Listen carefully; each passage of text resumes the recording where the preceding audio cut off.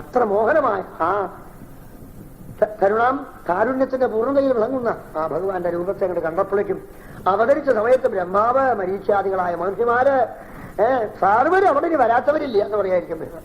പുണ്യാത്മാക്കളൊക്കെ അവിടെ വന്ന് ആശ്രമം മുഴുവനും തന്നെ ജയാരവത്ത മുഴങ്ങി. ബ്രഹ്മാവ് ഭഗവാനെ സ്തുതിച്ചു. അവതരിച്ച ഭഗവാൻ ആരെന്ന് നമുക്കൊക്കെയും മനസ്സിലാകത്തക്ക വിധത്തിൽ സ്തുതിച്ച് വന്ദിച്ചുകൊണ്ട് പറഞ്ഞു, ദേവഹൂതിയോടും കർണോപ്രജാപതിയോടും ലോകത്തെ മുഴുവൻ അനുഗ്രഹിക്കുക. അവിടുന്ന് ജ്ഞാനാംശകലയ അവതരിച്ചിരിക്കുക. ജ്ഞാനസ്വരൂപനാണ് അവിടുന്ന്.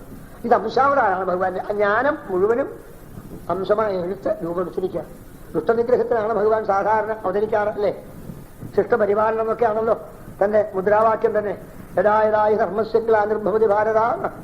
ഇവിടെ ആ പ്രമാണത്തെ തന്നെ പൂർണ്ണമായി അവലംബിക്കുകയാണെങ്കിൽ തന്നെയും പരിത്രാണായ സാധൂനാം എന്നതാണ് ഇവിടെ പ്രധാനം. വിനാശായ ദുഷ്കൃതാം വേണ്ടി വന്നിട്ടില്ല. സജ്ജനങ്ങൾക്ക് തന്റെ യാഥാർത്ഥ്യത്തെ പറഞ്ഞ് മനസ്സിലാക്കി കൊടുക്കാൻ നിശ്ചയിച്ച ഒരു മനോഹരാവതാരം. ദേവന്മാരൊക്കെ സ്തുതിച്ചു. എല്ലാവരുടെയും സ്തുതിയൊക്കെ ഭഗവാൻ കേട്ടു. അപ്പൊ അച്ഛനും അമ്മയ്ക്കുള്ളതായിരിക്കുന്ന പ്രധാനമായൊരു ബന്ധം ഈ മക്കളാണല്ലോ. 9 പെൺകുട്ടികളാണ്. അപ്പൊ നോക്കി ഭഗവാൻ അവിടെ എല്ലാവരും എഴുന്നള്ളി വന്നിരുന്ന മരീചി, അത്രി, അങ്കിരസ്, പുലകൻ, പുനസ്യൻ, വസിഷ്ഠൻ, ഭൃഗു, ദക്ഷൻ, ഇവരൊക്കെ ഉണ്ടോ. അപ്പൊ അങ്ങനെ നോക്കി ഓരോരുത്തരും ഓരോരുത്തരും നോക്കി കഴിഞ്ഞിട്ട് ഓരോ ആ മരീചി തുടങ്ങിയ മഹർഷിമാർക്കായിട്ട് മരീചിയെ വിളിച്ചു അടുക്കിലേക്ക് വന്ന്, ഇത് എന്റെ മൂത്ത ഒപ്പോളാണ്, കല എന്ന ദേവിക്ക് പേരാണ്, ഈ ദേവി അവിടുന്ന് സ്വീകരിക്കണം. ഒരു വിഷമമുണ്ടായില്ല എന്നർത്ഥം. 9 കന്യകമാരെയും മഹർഷിമാർക്ക് കന്യകാദാനം ചെയ്തു. നോക്കി നന്ദമൻ, ഇപ്പൊ ഒരു പ്രാരബ്ധമില്ല. നോക്കി ദേവഹൂതി സർവ്വകാര്യവും വേഗം കഴിഞ്ഞിരിക്കണം. ഒറ്റ പന്തല്ല, ഒരു മുഹൂർത്തത്തില് ഒരേ സമയത്തിന് സർവേശ്വരനായ ഭഗവാൻ തന്നെ പ്രത്യക്ഷമായിട്ട് അഗ്നിയിലാണ് എല്ലാവർക്കും വിവാഹം നടക്കുന്നത്. അഗ്നി സാക്ഷിയായിട്ട്. ഇവിടെ അഗ്നി യാതൊരു ഭഗവാന്റെ മുഖമോ ആ ഭഗവാനും രണ്ടും സാക്ഷി ഒരുമിച്ച അഗ്നിമുഖമായ ഭഗവാനും അഗ്നിയും ഒന്നിച്ചു നിന്നു. പിന്നെ പൗരോഹിത്യം സാക്ഷാൽ ബ്രഹ്മാവാണ് അവിടെ നിന്നുകൊണ്ട് എല്ലാ കർമ്മങ്ങൾക്കും മാർഗം കാണിച്ചു കൊടുക്കണം. വേദം യാതൊരു ബ്രഹ്മാവിന്റെ ഹൃദയത്തിൽ കൂടി വന്നു. ആ ബ്രഹ്മാവ് തന്നെ അതിന് സാക്ഷി. ഇനി വേറെ അല്ല പുരോഹിതൻ വിചാരിച്ചോളൂ. അത്ര കണ്ട് മംഗളമായി തീർന്നു. ആ വിവാഹങ്ങളൊക്കെ എല്ലാവരെയും കല്യാണം കഴിച്ചു കൊടുത്തു. ഒറ്റയായിപ്പോ അമ്മയും അച്ഛനും താനുമായി. അവർക്കൊക്കെ വേണ്ട സമ്മാനങ്ങൾ. അല്ലാണ്ട് കല്യാണം കഴിച്ചു താമസന്റെ പുത്രിയല്ലേ, എന്താ കയ്യിൽ വെള്ളം കിട്ടാണ്ടോ ഒന്നും അങ്ങനെ നിറച്ച് എന്തൊക്കെയാണ് കിട്ടാൻ ഇഷ്ടം പോലെ ഓരോ ഓരോ ഓരോ മഹർഷിമാർക്കും മരീചിക്കും അത്രയ്ക്കും അങ്കിരസിനും പുലകനും പുരസ്തിനും ഒക്കെ ഇഷ്ടം പോലെ കന്യകയെയും അനേകങ്ങളാകുന്ന പാരിപരികങ്ങളൊക്കെ കൊടുത്ത് അവരെ സന്തോഷിപ്പിച്ചയച്ചു. പിന്നെ ഭഗവാൻ നോക്കിയപ്പോ അച്ഛനെ മുഖത്ത് നോക്കി അച്ഛനോട് പറഞ്ഞു, അച്ഛാ അവിടുന്ന് സ്വതവേ തന്നെ സന്യസ്തനാണ്, എനിക്കറിയാം.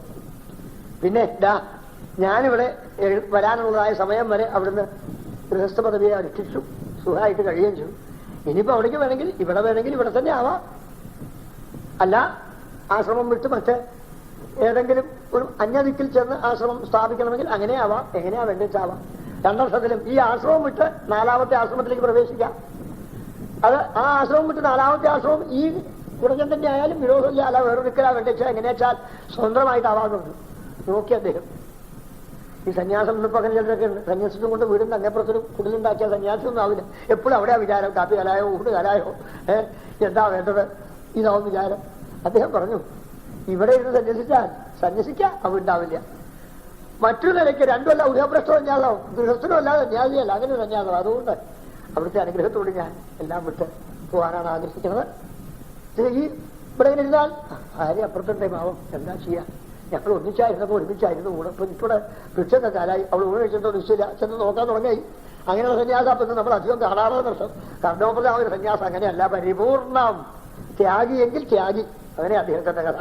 എല്ലാം വിട്ട് അദ്ദേഹം ഈശ്വരപ്രത്യം ചെയ്യാം. അന്യത്ര ഭഗവത് ആനന്ദത്തെ അനുഭവിക്കുവാനുള്ള ഏകാന്ത സ്ഥാനത്തെ പ്രാപിച്ച് ഭജിച്ച് മുക്തി പ്രാപിക്കട്ടെ. അതോടെ ഇരിക്കട്ടെ കഥാവിഷയം. ഇവിടെ അച്ഛനും പോയി. അമ്മയ്ക്ക് താൻ മാത്രമായി അവലംബം. അമ്മയോട് ചോദിച്ചു, അമ്മേ എന്താണ് അമ്മയ്ക്ക് ഞാൻ ചെയ്തു തരേണ്ടത്? എന്ത് വേണമെങ്കിൽ ഞാൻ ചെയ്യാം. അമ്മയ്ക്ക് എന്താ ആഗ്രഹമുണ്ടോ അത് ഒക്കെ ഞാൻ സാധിപ്പിക്കാൻ തയ്യാറാണ്. അപ്പൊ അമ്മ പറഞ്ഞു, ഉണ്ണി എനിക്ക് സാധിക്കാൻ ഈ ലോകത്തിൽ ഈ 14 ലോകത്തിലൊന്നുമില്ലാണ്ടായിരിക്കും.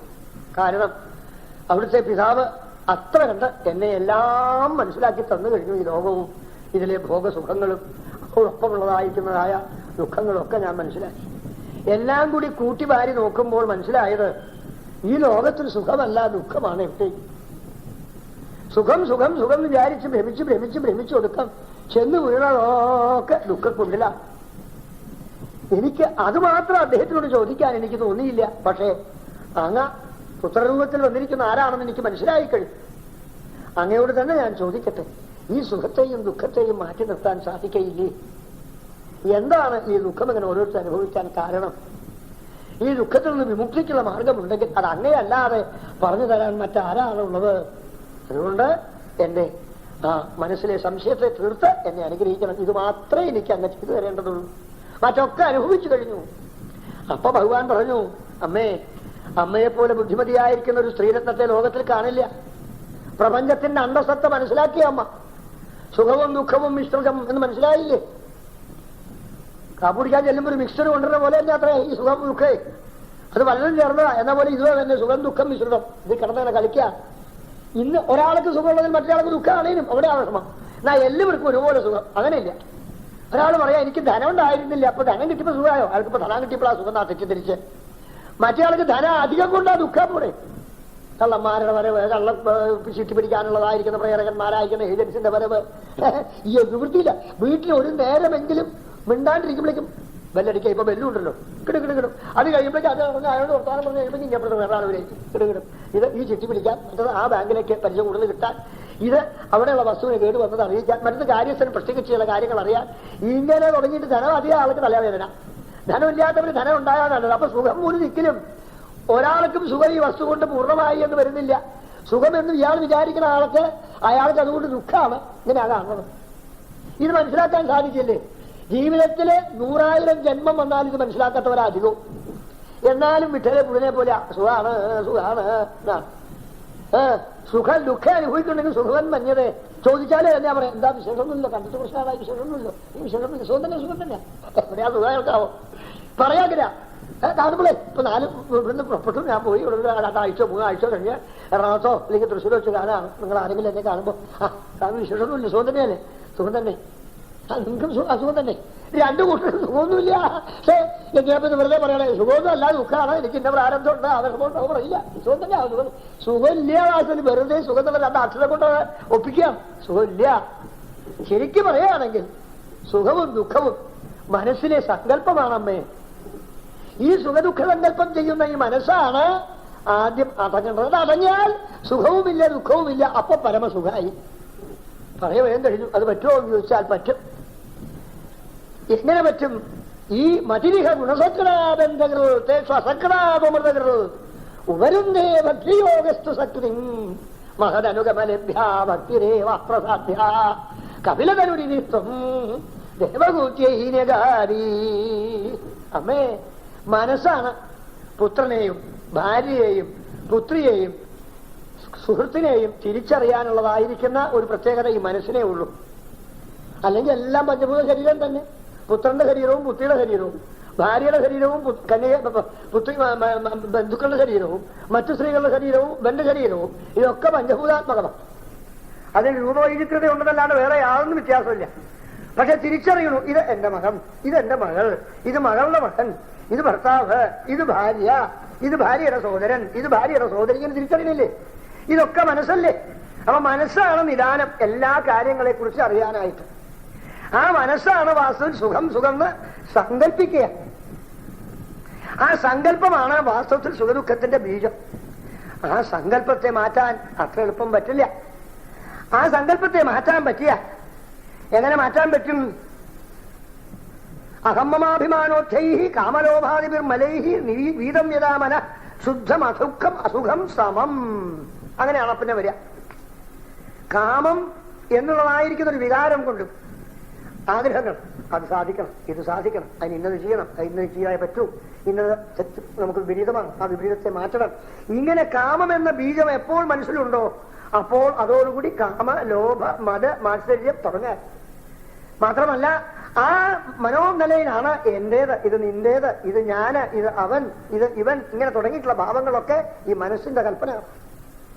മനസ്സിനെ ഏകാന്തമാക്കി തീർക്കാൻ സാധിച്ചാൽ, അനങ്ങാതാക്കി തീർക്കാൻ സാധിച്ചാൽ, നിശ്ചലമാക്കി തീർക്കാൻ സാധിച്ചാൽ, വിഷയങ്ങളിലുള്ള അഭിനിവേശത്തെ ഇല്ലാതാക്കി തീർക്കാൻ സാധിച്ചാൽ, ഇതുണ്ടാവാൻ കാരണം സ്വഭാവമാണ്. പൂർവ്വജന്മ വാസനകളിൽ കൂടി ഈ മനസ്സ് ഓരോന്നിലും ഓരോ സങ്കല്പം ചെയ്തു വെച്ചിരിക്കുകയാണ്. ഭാര്യയിൽ സുഖം, ഭർത്താവിൽ സുഖം, ധനത്തിൽ സുഖം, ഭക്ഷണത്തിൽ സുഖം, കിടപ്പിൽ സുഖം, നടപ്പിൽ സുഖം, ഇങ്ങനെ സുഖം ഓരോ ഇന്ദ്രിയങ്ങളുടെയും കീഴിൽ നമ്മൾ നിൽക്കുന്നതുകൊണ്ടാണ്. ശബ്ദാദികളാകുന്ന ആ വിഷയങ്ങളിലേക്ക് ആകർഷണം ചെയ്യുന്ന കണ്ണ്, മൂക്ക്, നാക്ക്, തൊക്ക് തുടങ്ങിയതായിരിക്കുന്ന ഇന്ദ്രിയങ്ങള് നമ്മളെ വശീകരിച്ച് വെച്ചിരിക്കുകയാണ്. അതിനെ മുഴുവനും ഭരിക്കുന്നവനാണ് ഈ മനസ്സ്. ഈ ഇന്ദ്രിയങ്ങളാകുന്ന ഭൃത്യന്മാരെ മനസ്സാകുന്ന യജമാനൻ ഇഷ്ടം പോലെ ഓരോ ദിക്കിലും കൊണ്ടു നടത്തിക്കൊണ്ടിരിക്കുകയാണ്. മനസ്സാകുന്ന യജമാനനെ പിടിച്ചു കെട്ടിയാൽ ഇന്ദ്രിയങ്ങളാകുന്നതായിരിക്കുന്ന ഭൃത്യന്മാരതിന്റെ ഒപ്പം കെട്ടപ്പെട്ടു. അപ്പൊ ഇന്ദ്രിയങ്ങളെ ജയിക്കാൻ മനസ്സിനെ ജയിച്ചേ പറ്റൂ. ഇന്ദ്രിയങ്ങളെ ജയിച്ചവന് പിന്നെ മനസ്സിനൊന്നും മനസ്സിനെ ജയിച്ചവന് ഇന്ദ്രിയങ്ങളുടെ വിഷയങ്ങളൊന്നും ബാധകമല്ല. ഇതുപോലെ പശ്യൻ, ശൃണ്വൻ, ഉന്മിഷൻ, നിമിഷൻ നബി ഇന്ദ്രിയാണി ഇന്ദ്രിയാർത്ഥേഷു വർത്തന്ത ഇതി ധാരയൻ. അതാണ് യോഗികളുടെ നില. കണ്ണുകൊണ്ട് കാത് കണ്ടു, കണ്ടിട്ട് പോക്കട്ടെ, ബാധകമല്ല. മനസ്സിനെ അതിൽ നിന്ന് വിടർത്തി കഴിഞ്ഞപ്പോൾ ഇന്ദ്രിയങ്ങൾക്ക് ഒരു വിധത്തിലും നമ്മളെ സ്വാധീനിക്കാൻ സാധിക്കുകയില്ല. അപ്പൊ യഥാർത്ഥത്തിൽ യജമാനൻ ആരാണ്? മനസ്സാണ്. ഈ മനസ്സാകുന്ന യജമാനനെ ഭൃത്യന്മാരാകുന്ന ഇന്ദ്രിയന്മാരുടെ കൂടെ ഇങ്ങനെ കൊണ്ടു നടന്ന് ഈ ഭൃത്യന്മാരാകുന്ന ഇന്ദ്രിയങ്ങളെ മനസ്സാകുന്ന യജമാനെ പിടിച്ച് കെട്ടും. കുറെ കഴിയുമ്പോൾ കണ്ണു പറയും മനസ്സിനോടെ അങ്ങോട്ട് പോകണ്ടേ, നല്ല കാഴ്ച, ഞായറാഴ്ച മണി 4 ടി വി അങ്ങ് തുറന്ന് മനസ്സാവിടേക്ക് ഇരിക്കാം, അയ്യാ രസാം അല്ലേ കണ്ണ് പറയില്ലേ കൊണ്ടുപോകുന്നത്. ഉടനെ മനസ്സൂടെ വേണം ടി വി വേണം, ഉടനെ പോയി കാണണം. അപ്പൊ ഈ മനസ്സാകുന്ന ഭൃത്യൻ യജമാനെ പിടിച്ച് കെട്ടിയവിടെ. അപ്പൊ ചെവിയാകുന്ന ഭൃത്യൻ പതുക്കെ പറയാ, അതെ കണ്ണ് മാത്രമല്ല എന്ത് പാത്താറിയോ കേൾക്കണ്ടേ, എന്നാ ശരി ആ പാട്ട് കേൾക്കും. ഇങ്ങനെ ഭൃത്യന്മാരെ യജമാനെ കീഴടക്കാന്നുള്ള അവസ്ഥയപ്പോ നമ്മുടെയൊക്കെ. കണ്ണ്, മൂക്ക്, നാക്ക്, തൊക്ക് തുടങ്ങിയതായിരിക്കുന്ന ജ്ഞാനേന്ദ്രിയങ്ങളാകുന്ന ഭൃത്യന്മാര് നമ്മളാകുന്ന മനസ്സാകുന്ന യജമാനെ പിടിച്ചു കെട്ടിയിരിക്കുക. അങ്ങോട്ട് വല്ലോ, അങ്ങോട്ട് പോണോ, അങ്ങോട്ട് പോയി പറഞ്ഞു കേൾക്കാണ്ട് കഴിയില്ല, അവരുടെ കീഴിലായിരിക്കാം. അപ്പൊ ഇതിന്റെ ബീജം എവിടെ? ഈ മനസ്സിലാണ്. ആ മനസ്സിനെ എന്ത് ചെയ്യണം? ഇത് സുഖത്തെയും ദുഃഖത്തെയും ഉണ്ടാക്കുന്നതിന്റെ ബീജം മനസ്സാണ് മനസ്സിലാക്കി ആ മനസ്സിനെ അടക്കാൻ സാധിക്കണം. അതിന്റെ നിലയെ ഏകാന്തമാക്കി തീർക്കാൻ സാധിക്കണം. അത് സാധിക്കുമേ? സാധിക്കുമേ. ഇപ്പോൾ വിഷയങ്ങളോടുള്ളതായിരിക്കുന്ന ബന്ധമാണ് ദുഃഖത്തിനും സുഖത്തിനും കാരണമെങ്കിൽ വിഷയങ്ങളിലുള്ള ബന്ധത്തിന് പകരം മറ്റൊന്ന് ബന്ധിക്കണം. ബന്ധകൃത്താണ് ഗുണസക്രമായത്. അത് നേരെ മറിച്ച് മമ ഗുണഗണലീല ആകർണനൈ കീർത്തനാദ്യൈ മയി സുരസരിതോഘ പ്രഖ്യചിത്രാനുവൃത്തി ഭവതി പരമഭക്തി സാഹി മൃത്യോർവിജേത്രി. അങ്ങനെ തിരിക്കാൻ സാധിച്ചാൽ ജയിച്ചു. എങ്ങനെ തിരിക്കാൻ സാധിച്ചാൽ ഇപ്പോൾ മതിരിഹ ഗുണസക്ര ബന്ധകൾ അസക്ത അമൃതകൾ അതിൽ അസക്തമാക്കണം. ഈ വിഷയസുഖങ്ങളെ അനുഭവിക്കുവാനുള്ള ഇന്ദ്രിയങ്ങളുടെ ചൊൽപ്പടിക്ക് നിൽക്കുന്ന മനസ്സിനെ അത് അനുഭവിക്കരുത്. അതുകൊണ്ട് സുഖമില്ല. ചൊറിയുന്നതായിരിക്കുന്ന ചൊറിയിൽ ചെരങ്ങിൽ ചൊറിയും തോറും തൽക്കാലം സുഖമെന്നും അത് കഴിഞ്ഞാൽ വേദനയും പുണ്ണുമാണ് എന്ന് മനസ്സിലാക്കി അതിന്ന് മനസ്സിനെ വിരക്തമാക്കണം. അതത്രയൊക്കെ സാധിക്കും. എങ്ങനെയാണെങ്കിൽ മഹത്തുക്കളായിരിക്കണം മമ ഗുണഗണലീലാകരണം ചെയ്യാൻ ഭക്തിയോഗേഷു സക്രിം. എന്റെ ഭക്തി ഇപ്പോ മനസ്സിന് ചില ആവശ്യങ്ങളെ കൊടുത്തുകൊണ്ടിരിക്കുകയാണല്ലോ. ഈ മനസ്സിന് ചില ആവശ്യം കൊടുക്കണം. മനസ്സിന് കൊടുക്കേണ്ടത് വിഷയങ്ങളിലുള്ള അഭിലാഷത്തിന് പകരം വിഷയങ്ങളെ പരിച്ഛേദമില്ലാതാക്കുന്ന സർവേശ്വരനായിരിക്കുന്ന ഭഗവാന്റെ ഗുണഗണങ്ങളെ കേൾക്കാൻ ആഗ്രഹം ഉണ്ടാക്കണം. ഭഗവാന്റെ കഥകൾ കേൾക്കാൻ കൊതി വരണം. കാതിനോട് പറയണം ആ പാട്ടല്ല കേൾക്കേണ്ടത്. കടകട അമ്പലത്തിൽ നടക്കുന്നതായിരിക്കുന്ന ഭാഗവതത്തിലെ മധുരങ്ങളാണ്, ആ മന്ത്രശബ്ദങ്ങളെയാണ് കേൾക്കേണ്ടത്. അവനത് ഇഷ്ടപ്പെടില്ല. അത് അത്ര നന്നാവില്ല. നന്നായാൽ അത് കേട്ട് നോക്കൂ. ഇവിടെ കൊണ്ടുവരണം കാതിനെ കൊണ്ടുവരും. കാത് തന്നെ വരില്ല, ശരീരം കൊണ്ട് കൊണ്ടുവരണം. കൊണ്ടുവരുമ്പോ മനസ്സ് വരില്ല. മനസ്സിനെ പിടിച്ചു കൊണ്ടുവരണം. നീ പോവരുടെ വീട്ടിലേക്ക് അങ്ങനൊന്നും പോകാൻ പാടില്ല. ഇവിടെ നിൽക്കുക കേൾക്കാ. അതാ നമ്മുടെ മന്ത്രം ജപിക്കണില്ലേ. ഇങ്ങനെ ഓരോ ഇന്ദ്രിയങ്ങളെയും ലൗകികങ്ങളാകുന്ന വിഷയഭോഗങ്ങളിൽ സുഖമുണ്ടെന്നുള്ളതായ തെറ്റിദ്ധാരണയെ നിർമ്മാർജ്ജനം ചെയ്യാൻ അതേ ഇന്ദ്രിയങ്ങളെ ഈശ്വരപരമാക്കി തീർക്കാൻ സാധിക്കണം. അതെങ്ങനെ സാധിക്കും? സാധിക്കും. സംസർഗം കൊണ്ട് സാധിക്കും. ദുഷിച്ച ആളുകളായി സംസർഗം ചെയ്താൽ വിഷയങ്ങൾ തന്നെ ആ സുഖം തെറ്റിദ്ധരിക്കുക ചെയ്യും. അയാൾ പറയും ടി വി കാണാനാണ് വേണ്ടത്, മദ്യം സേവിക്കുകയാണോ വേണ്ടത്, ഇഷ്ടം പോലെ പാട്ടും പാടി നടക്കുകയാണോ വേണ്ടത്, കൂത്തുകൂടി നടക്കുകയാണോ വേണ്ടതെന്ന് പറയുകയാണ്. അയാളെ കൂടെ കൂടി അതൊക്കെ ചെയ്യും. നേരെ മറിച്ച് ഗുരുവായൂർ പോവുകയാണോ വേണ്ടത്, ഭഗവാന്റെ പാദം പ്രചരിക്കുകയാണോ വേണ്ടത്, ഭാഗവത കഥ കേൾക്കുകയാണോ വേണ്ടത്, തിരുനാമങ്ങൾ ലഭിക്കുകയാണോ വേണ്ടത്, അവിടുത്തെ ആ സുപ്രഭാതം ആവുന്നതിന് എത്രയോ മുമ്പുള്ളതായിരിക്കുന്ന വാദകാലത്ത് പോയി തൊഴിലാണോ വേണ്ടത് എന്ന് പറയുന്ന ആളുകൾ ആരെങ്കിലും ഉണ്ടെങ്കിൽ അവരുടെ കൂടെ കൊടുക്കണം. സംസർഗം നന്നാക്കണം. സത്തുക്കളുമായി സംസർഗം ചെയ്യുക. അവിടെ ഭഗവാനെ ഈശ്വര ആ സത്തുക്കളുടെ ഗുണം അങ്ങോട്ട് പറയുന്ന അവരെങ്ങനെയുള്ളവരാണെന്നറിയാമോ അമ്മേ? സത്തുക്കളുടെ സംസർഗത്തിന് പ്രാർത്ഥിക്കൂ എന്നാണ്. എന്താ പ്രാർത്ഥിക്കുന്നത്? അതോ പറയാം. പ്രസംഗമജരംബാസമാത്മനക്കവയോ വിധു സയേവ സാധു സുഹൃതോ മോക്ഷദ്വാരമപാവൃതം. ദുസ്സംഗം കൊണ്ട് ദുരിതങ്ങൾ അനുഭവിക്കാനിട വരുമെങ്കിൽ അതിലൊക്കെ എത്രയോ അത്യുന്നതമാകുന്നതായിരിക്കുന്നതായ മഹിമയാണ് സത്സംഗം കൊണ്ട് കിട്ടുക. മുറിച്ച് പൊട്ടിക്കാൻ സാധിക്കാത്തതായിരിക്കുന്ന ഭാഷമാണ് ഈ പ്രപഞ്ച വിഷയങ്ങൾ. അതിനെ മുഴുവനും വെട്ടിക്കാൻ സാധിക്കും സയേവ സാധുസുഹൃത മോക്ഷദ്വാരമപാവൃതം. ഈ ബന്ധത്തിന് പകരം ഇങ്ങോട്ട് ബന്ധിക്കും. അവരാരായിരിക്കും? സാധുക്കളാണെങ്കിൽ അമ്മ അവരുടെ ലക്ഷണവും ഞാൻ പറയാം. ഈ പറയപ്പെടുന്ന ലക്ഷണങ്ങളുള്ളവരുടെ കൂടെ കുറച്ചു നാളൊന്ന് ജീവിക്കാമോ? ഈ പ്രപഞ്ചത്തിൽ ഒന്നുമില്ല നമ്മളെ ആകർഷിക്കുന്നത്. തിതിക്ഷവ കാരുണിക സുഹൃത സർവദേഹിനാം അജാതശത്രവശാന്താഃ സാധവഃ സാധുഭൂഷണാഃ മയ്യനന്യേന ഭക്തിം കുർവന്തി യേദൃശാം മൽകൃതേ ചക്രകർമാണസ്ചക്ര സ്വജനബന്ധവാഃ മദാശ്രയാഃ കഥാമൃഷ്ടാഃ ശ്രുണ്വന്തി കഥയന്തി ച തപന്തി വിവിധാസ്താവാ നൈതന്മദ്ഗതചേതസ തയേരേ സാധവഃ സാധ്വീ സർവസംഗവിവർജിതാഃ സംഘസ്വേശ്വത തേ പ്രാർത്ഥ്യ സംഘദോഷരാഹിതേ. ഈ ഉത്തമന്മാരുടെ സംഘത്തിന് പ്രാർത്ഥിക്കണമമ്മേ. എങ്ങനെയാണ് അവരുടെ സംഘം? സംഘസ്തേശ്വതേ പ്രാർത്ഥ്യ സംഘദോഷഹരാ. സംഘദോഷഹരന്മാരായിരിക്കുന്നവരുടെ സംഘത്താൽ ഉണ്ടായതായ വിഷയത്തിൽ സംഘമുണ്ടായി തീർന്ന് അതിന്റെ ഫലമായി അനുഭവിക്കുവാൻ ഇടവരുന്നതും അനുഭവിച്ചുകൊണ്ടിരിക്കുന്നതുമായ ദുരിതത്തിൽ നിന്നും പൂർണ്ണ മോചനം വരുത്തുവാൻ ശക്തിയുള്ള തിരിക്ഷവ, എന്തും സഹിക്കുന്നവര്, കാരുണികാഹ, എല്ലാവരിലും സ്നേഹമുള്ളവര്, ശാന്താഹ, യമയും നിയമാദികളായിരിക്കുന്ന അനുഷ്ഠാനത്താൽ എല്ലാ ഇന്ദ്രിയങ്ങളെയും ശമിപ്പിച്ചിരിക്കുന്ന ആളുകള്. അതും മാത്രമല്ല, അവര് സർവാസമയത്തെങ്കിലും സുഹൃത സർവദേഹിന, ആർക്കും വേണമെങ്കിൽ എന്തും ചെയ്തു കൊടുക്കാൻ ത്യാഗപൂർവ്വം സന്നദ്ധന്മാരായിരിക്കുന്ന ആളുകള് അജാതശത്രവ. ആരിങ്ങട് കൊള്ളരാത്തവനെ നീ അങ്ങനെയല്ലേടാന്ന് പറഞ്ഞാലും അതും ഒരു അഭിനന്ദനം. അജാതശത്രവ, ആരോടും തങ്ങളെ നിന്ദിച്ചാലും തുല്യ നിന്ദാ സ്തുതിർ മൗരി സന്തുഷ്ടോ ഏന കേനെന്ന് ഭഗവാൻ ഇതേ തത്വം തന്നെ പറഞ്ഞു കൊടുത്തു അർജുനന്. എന്ത് പറഞ്ഞാലും അല്ലൊന്നും ക്ഷോഭമില്ലാത്തതായിരിക്കും. അജാതശത്രവ ശാന്താഹ സാധവ, അത്യന്തം സജ്ജനങ്ങൾ അവര്. സാധുഭൂഷണ, അവർക്ക് അലങ്കാരം അവരതന്നെ. സാധുക്കൾക്ക് അലങ്കാരം അവരുടെ സന്മനസ്, സത്തായ വിചാരം. അങ്ങനെയുള്ള ആളുകളുണ്ടല്ലോ, അവരെന്താ ചെയ്യാ? അവര് സംശയ ജ്ഞാനവൈരാഗ്യയുക്തേന ഭക്തിയുക്തേന ആത്മന പരിപശ്യത്തുരാസീനം പ്രകൃതിം ച ഹതൗജസം. അവര് എന്നെ തന്നെ എല്ലാപ്പോഴും കണ്ടുകൊണ്ട്, എന്നിൽ തന്നെ ലയിച്ചുകൊണ്ട്, എന്റെ ഗുണങ്ങളെ തന്നെ സ്മരിച്ചുകൊണ്ട്, എന്റെ രൂപസൗന്ദര്യത്തെ തന്നെ ധ്യാനിച്ചുകൊണ്ട് പോകുന്നവരായിരിക്കും. നയുജ്യമാനയാ ഭക്തിയാ ഭഗവതി അഖിലാൽപനി സദൃശോസ്തി ശിവപന്ഥായോഗിനം ബ്രഹ്മസിദ്ധേ.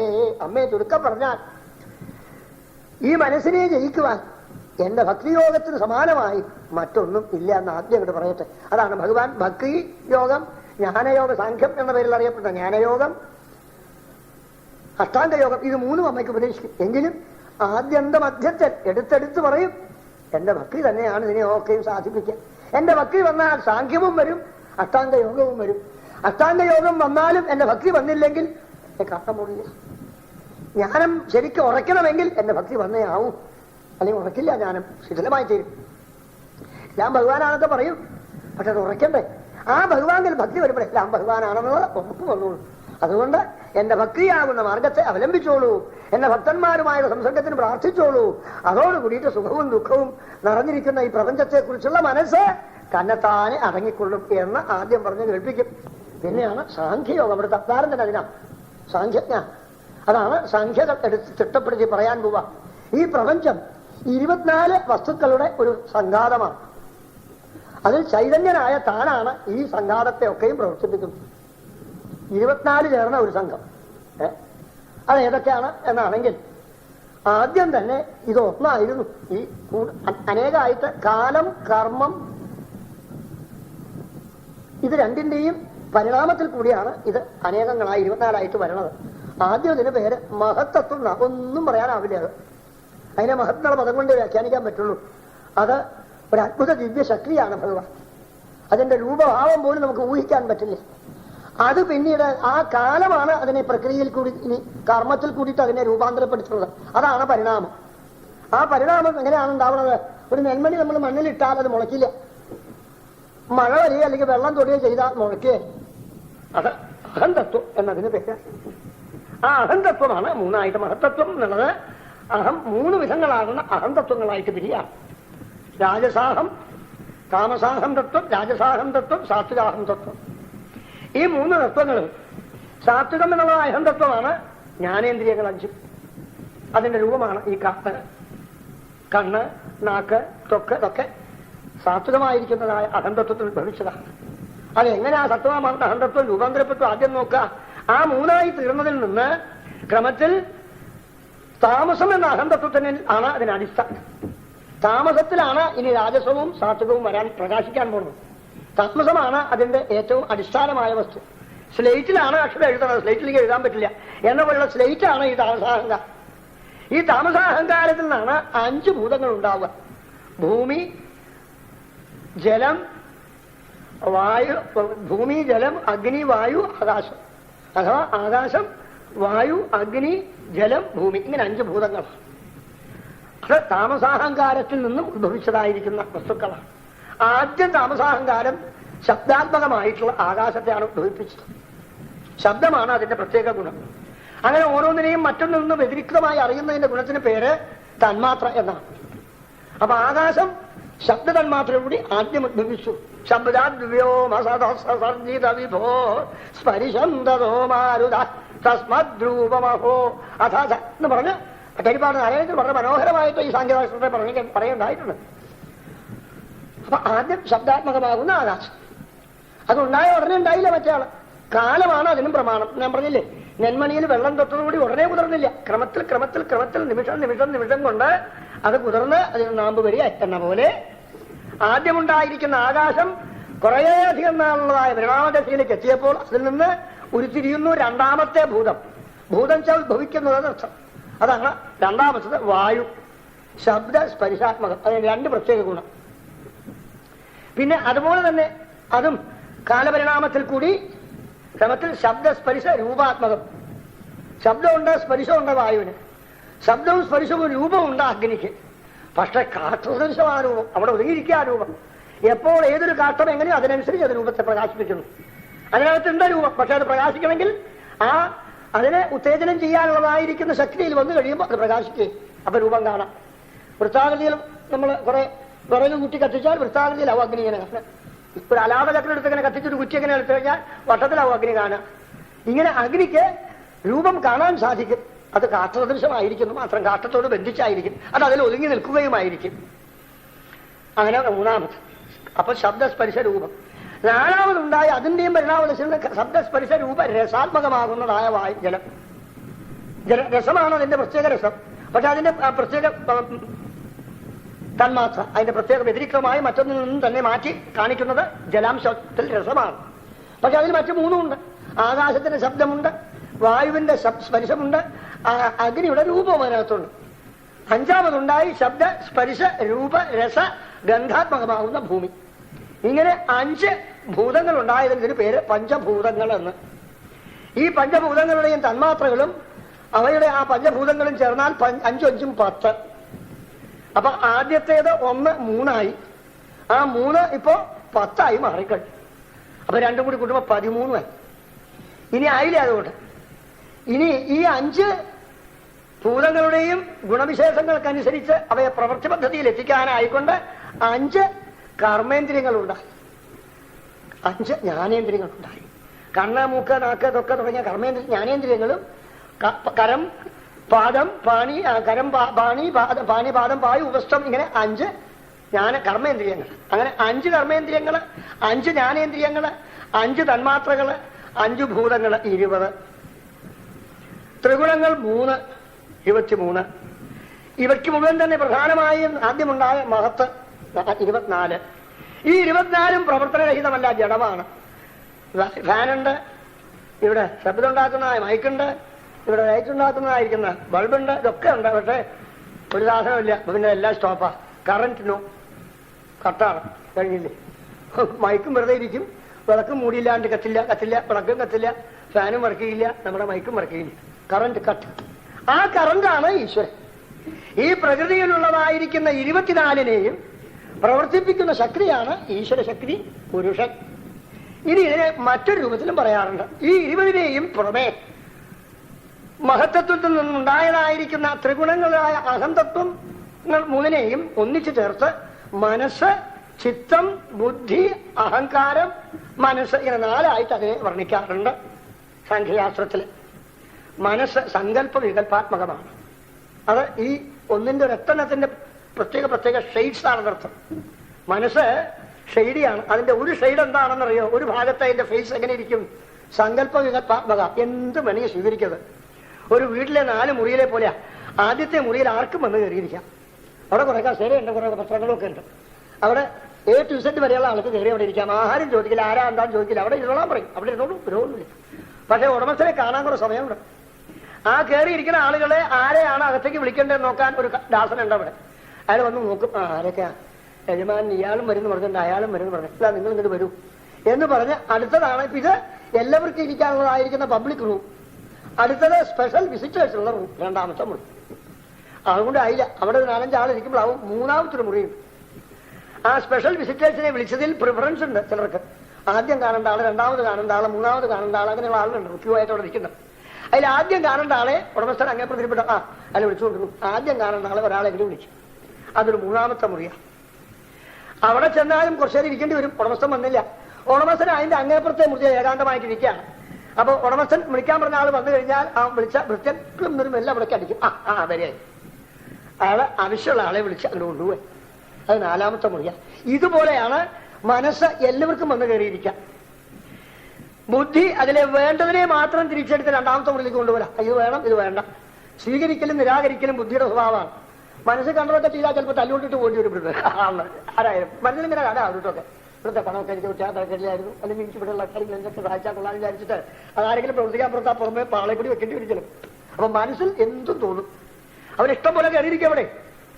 അതെല്ലാം നമുക്ക് സ്വീകാര്യമല്ല. ചിലതിനെ തള്ളേണ്ടി വരും, ചിലതിനെ കൊള്ളേണ്ടി വരും. അതാണ് ബുദ്ധിയുടെ യോഗ്യത. ബുദ്ധി സങ്കല്പ വികല്പമല്ല, തീരുമാനിക്കുന്ന ആളാണ് ബുദ്ധി. അങ്ങനെ മനസ്സ് അതിന്റെ അടുത്താണ് ബുദ്ധി. അവിടെ ബുദ്ധിയിൽ തീരുമാനിച്ചു കഴിഞ്ഞാലും ആ ബുദ്ധിക്കും സ്വതവേ ശക്തിയൊന്നുമില്ല ചെയ്യാനായിട്ട്. ബുദ്ധിക്ക് പ്രകാശത്തെ ചെയ്യുന്നത് ഒരു ഗുണവിശേഷമുള്ള ഒരു വസ്തുവാണ് ചിത്തം. ചേതന എന്നതിന് പേരാണ്. അതാണ് ചൈതന്യത്തെ പ്രകാശിപ്പിക്കുന്നത് ചിത്തം. ആ ചിത്തത്തിനും സ്വതവേ ശക്തിയില്ല. അതിൽ പ്രകാശിക്കുവാൻ ചൈത്യൻ 1ാമത്തെ മുറിയിലെ യജമാനൻ. അദ്ദേഹത്തിന്റെ പ്രകാശം കൊണ്ട് വേണം കണ്ണാടിയിലേക്ക് സൂര്യന്റെ പ്രതിബിംബം കിടാക്കിയാൽ കണ്ണാടിയിൽ പ്രതിബിംബിച്ചതായിരിക്കുന്ന ഈ കണ്ണാടിയിലെ സൂര്യന്റെ പ്രതിബിംബത്തെ ഇങ്ങോട്ട് കാണിക്കലേ ആയുള്ളൂ. ചിത്തത്തിനും സ്വതവേ ശക്തിയില്ല. ആ ചിത്തത്തിനെയും ശക്തിയായി പ്രകാശിപ്പിക്കുന്നത് ഒരു അത്ഭുതമാകുന്ന ചൈതന്യനായ ഈശ്വരനാണ്. ആ ഈശ്വരൻ എല്ലാ ശരീരങ്ങളിലും ഒരുപോലെയാണ്. പക്ഷെ നിഴലിക്കുന്നതനുസരിച്ച് അതിലെ പ്രകാശം പ്രകാശിച്ചുകൊണ്ടിരിക്കും, മൂടിക്കൊണ്ടുമിരിക്കും. എന്ന് പറഞ്ഞാൽ അതിന്റെ അർത്ഥം ചിത്തത്തിന്റെ ശുദ്ധി അനുസരിച്ചിരിക്കും ആത്മസ്വരൂപത്തെ കാണാൻ സാധിക്കണം. ചിത്തം ഏറ്റവും ശുദ്ധമായാൽ അവനവനിലെ ആത്മാവും ഈശ്വരനും ഒന്നെന്നുള്ള ജീവപരൻ എന്നുള്ളതായ ആ രണ്ടിനെയും യോജിച്ച് കാണാൻ സാധിക്കും. അതാണ് യോഗബലം, അതാണ് യോഗം. അപ്പോൾ ചിത്തത്തെ ശരിക്കും അടക്കാൻ സാധിച്ചാൽ, ചിത്തത്തിനുള്ളതായിരിക്കുന്ന ഈശ്വര ചൈതന്യമാണ് ഞാൻ എന്നുള്ള ബോധം വന്നാൽ, പരമാത്മ ജീവാത്മാവ് എന്നുള്ളതായിരിക്കുന്ന ഭേദചിന്ത തീരെ ഇല്ലാതായി എല്ലാം പരമാത്മൻ തന്നെ എന്ന ബോധം വരും. ഇതാണ് സാഖ്യ പദ്ധതിയിൽ കൂടിയുള്ള ചിന്തനം. അത് അത്ര എളുപ്പമൊന്നും പറ്റില്ല. അപ്പൊ അമ്മയ്ക്കൊരു സംശയം, അങ്ങനെ വരുമ്പോൾ ഓരോ ജീവനും വെവ്വേറെയാണോ എന്നും, ആ ഓരോ ജീവനും അതാത് ശരീരങ്ങളിൽ അനുഭവിക്കുന്ന സുഖങ്ങളും ദുഃഖങ്ങളും അനുഭവിക്കുന്നുണ്ടോ എന്നും ഒരു സംശയം വരുന്നു. എളുപ്പം തീർത്തു ഭഗവാൻ. അത് വെറും സംശയമാണമ്മേ. കുളിക്കാൻ പോകുന്ന സമയത്ത് സൂര്യൻ ഉദിച്ചിരിച്ചായിരിക്കും. ഒരു 9 മണി ആയിട്ടുണ്ടാവും. സൂര്യന്റെ പ്രതിബിംബം വെള്ളത്തിൽ കാണും. ഇറങ്ങിയവര് മുങ്ങിക്കഴിഞ്ഞ് പൊങ്ങുമ്പോൾ ആ സൂര്യന്റെ പ്രതിബിംബം ഒരു 100,000 കഷ്ണമായിട്ട് പൊട്ടിത്തെറിക്കണം പോലെ തോന്നും. അയ്യോ ഈ ആകാശത്തെ സൂര്യൻ ഈ കുളത്തിൽ വന്ന് വീണിരിക്കണം, എന്നിട്ട് അതിങ്ങനെ പൊട്ടി തെറിച്ചുകൊണ്ടിരിക്കണം തോന്നില്ലേ? ഇതൊരു തോന്നലല്ലേ? സൂര്യന്റെ പ്രതിബിംബത്തിനും ചലനം വന്നിട്ടേ ഇല്ല. അത് പൊട്ടിയിട്ടുമില്ല, തെറിച്ചിട്ടുമില്ല. പക്ഷെ മധ്യവൃത്തിയായിരിക്കുന്ന ജലം ഇളകിയപ്പോൾ അത് ഇളകിയതായി തോന്നി ഇല്ലേ? ഇതന്നെയാ പരമാർത്ഥം. ഈ അന്ധക്കരണമാകുന്ന ചിത്തം, ഈ 4 പേരുടെ പേരും പറഞ്ഞില്ലേ, ഈ കള്ളന്മാര്, അത് ഇളകുമ്പോൾ ഇത് ഇളകുന്നു തോന്നുക. ജീവനും പരനും ഒന്നാണെന്ന് മാത്രമല്ല, ഒരിക്കൽ പോലും ജീവൻ സുഖത്തെയും ദുഃഖത്തെയും അനുഭവിക്കുന്നില്ല, സാക്ഷിയ. പക്ഷെ ജീവൻ ആ ഉപാധിയിൽ പ്രകാശിക്കൊണ്ടാണ് ആ സുഖദുഃഖങ്ങള്, ആ ജീവോപാധി ഏതൊന്നിനെയാണോ ഉപഹിതമായ ചൈതന്യം തന്റേതെന്ന് തെറ്റിദ്ധരിച്ച് ഞാൻ ദുഃഖിക്കുന്നു തെറ്റിദ്ധരിക്കുകയാണ്. ഉപഹിത ചൈതന്യത്തിനും ആ ചൈതന്യമായി നിൽക്കുന്നതായിരിക്കുന്ന ഉപാധിയെ ചൈതന്യമായി പ്രകാശിപ്പിക്കുന്നതായിരിക്കുന്ന അതിന്റെ ഉടമസ്ഥനായിരിക്കുന്ന ബിംബത്തിനും ഒരു ചലനമില്ല, ഒരു ബന്ധമില്ല, ഒരിണക്കമില്ല, ഒരു സംസാരവുമില്ല. അപ്പൊ സംസാരവും ദുഃഖവും സുഖവും ആർക്കാണ്? ജീവനുമല്ല, ജീവൻ തന്നെയായ പരമാത്മാവിനുമല്ല, പിന്നെ മധ്യവൃത്തിയായിട്ട് ഇല്ലാത്തതുണ്ടെന്ന് തെറ്റിദ്ധരിച്ചു കൊണ്ടിരിക്കുന്ന ഈ ഗുണവിശേഷങ്ങളോടുകൂടിയ മനസ്സാണ്. ആ മനസ്സിനെ ഇതാ ഇങ്ങനെ വളരെ കൂലംകഷമായി ചിന്തിക്കുന്ന മഹാന്മാര് എങ്കിലേക്ക് എത്തിച്ചേരും. അമ്മേ, ഈ മൂന്നാമതൊരു പദ്ധതിയുണ്ട് ഈ മനസ്സിനെ ജയിക്കാൻ. അതും എല്ലാവർക്കും പറ്റിയെന്ന് വല്ല സുഹൃതം കൊണ്ടേ മനസ്സിനെ ജയിക്കാൻ പറ്റുള്ളൂ. ആ മാർഗം യോഗമാർഗമാണ്. യമം ചെയ്ത് ഇന്ദ്രിയങ്ങളെ ഒക്കെയും ഓരോരോ വിഷയങ്ങളിലേക്ക് പോകുന്നതിനെ പിടിച്ചു നിർത്തുക. അതാണ് യമം. കണ്ണുകൊണ്ട് കാണാൻ, കാതുകൊണ്ട് കേൾക്കാൻ, നാക്കുകൊണ്ട് പറയാനൊക്കെ ഉണ്ടാവും പല വിഷയങ്ങളും. വിഷയങ്ങളെ അരുത് അരുത് അരുത്, അത് സുഖത്തിന് പകരം ദുഃഖത്തെയാണ് തരിക എന്ന് വിഷയത്തിൽ വിലക്കി വരുത്തി വിഷയങ്ങളുടെ ദുഃഖത്തെ എത്തിക്കുവാനുള്ളതായിരിക്കുന്ന തത്വത്തെക്കുറിച്ച് ചിന്തനം ചെയ്ത് അകറ്റി നിർത്തുകയും അതോടൊപ്പം നിയമം അതാണ് ഇന്ദ്രിയങ്ങള് വിഷയങ്ങളിലേക്ക് ആഗ്രഹം ഉണ്ടായിരുന്ന ഇന്ദ്രിയങ്ങളെയൊക്കെയും ഈശ്വരനിലേക്ക് തിരിച്ചു കൊണ്ടുവരിക നിയമങ്ങളെ കൊണ്ട്. പാഠങ്ങൾ പഠിക്കുക, അധ്യയനം ചെയ്യുക, സ്വാധ്യായം, തപസ്, ശൗചം, ആചമനം, മന്ത്രജപം തുടങ്ങിയതായിരിക്കുന്ന അനേകങ്ങളാകുന്ന നിയമങ്ങളെ കൊണ്ട് മനുഷ്യനെ ഇങ്ങോട്ട് കൊണ്ടുവരിക ഈശ്വരനിലേക്ക്. യമം ചെയ്ത് പിടിച്ചു നിർത്തുകയും നിയമങ്ങളെ കൊണ്ട് അവയെ പുഷ്ടിപ്പെടുത്തുകയും ചെയ്യുന്നു. വരുമ്പോൾ ഒരു ദിക്കിൽ ഇരിക്കാറാവണം. ഇരുന്നിരിപ്പിൽ ആസനങ്ങൾ ശരീരത്തോടുള്ള ബന്ധം ക്രമത്തിൽ ഇല്ലാതാക്കാൻ വേണ്ടി ഒരു ദിക്കിൽ ഇത് സ്ഥിരമായിട്ടിരിക്കാൻ സാധിക്കണം. അങ്ങനെ പല ആസനങ്ങളിൽ ഏറ്റവും സുഖമായി തോന്നുന്ന ആസനത്തിൽ ഇരുന്ന് ആസനം ചെയ്യാൻ വേണ്ടി ഇത് ബഹിരംഗം എന്നാണ് പറയാം. ഇനി പ്രാണനാണ് ഇതിനൊക്കെയും തന്നെ പ്രമാണമായി നമ്മൾ അനുഭവപ്പെടുന്നത്. ആ പ്രാണനെ യമം ചെയ്യുക, പ്രാണായാമം. അതിനെ നമ്മുടെ ഇഷ്ടത്തിനനുസരിച്ച് അകത്തേക്കും നമ്മുടെ ഇഷ്ടത്തിനനുസരിച്ച് പുറത്തേക്ക് അയക്കണം. അല്ലാണ്ട് വന്നോട്ടെ പോയിക്കോട്ടെ ഇങ്ങനെ നിന്നാൻ പറ്റില്ല. കാറ്റാടിയുടെ പോലെ കാറ്റ് വന്നാൽ അങ്ങനെ ആടിക്കൊണ്ടിരിക്കും. കാറ്റാടി നല്ല കാറ്റുണ്ടെങ്കിൽ വട്ടം ഇങ്ങനെ കറങ്ങിക്കൊണ്ടിരിക്കും, ഇല്ലെങ്കിൽ അവിടെ നിൽക്കും. അങ്ങനെ പോയാൽ പറ്റില്ല. അതിനെ ക്രമീകൃതമാക്കി തീർക്കാം. അതാണ് പ്രാണായാമം. അങ്ങനെ പ്രാണായാമം ബഹിരംഗമാണിത് 4. ഇനി അന്തരംഗമായിട്ട് 4 കാര്യങ്ങളുണ്ട്. പ്രാണായാമം ചെയ്തു കഴിഞ്ഞ് മനസ്സിനെ അടക്കാൻ സാധിച്ചു. അടക്കിയെങ്കിലും മനസ്സിന് എന്തെങ്കിലും കൊടുക്കണം. എന്താ കൊടുക്കേണ്ടത്?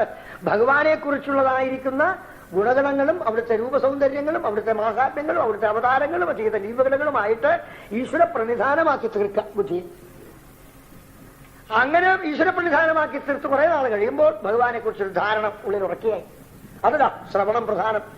ഭഗവത് കഥാശ്രവണങ്ങളെ കൊണ്ട് ധാരണയെ ഉറപ്പിക്കാൻ സാധിക്കും. ഈശ്വര ധാരണ.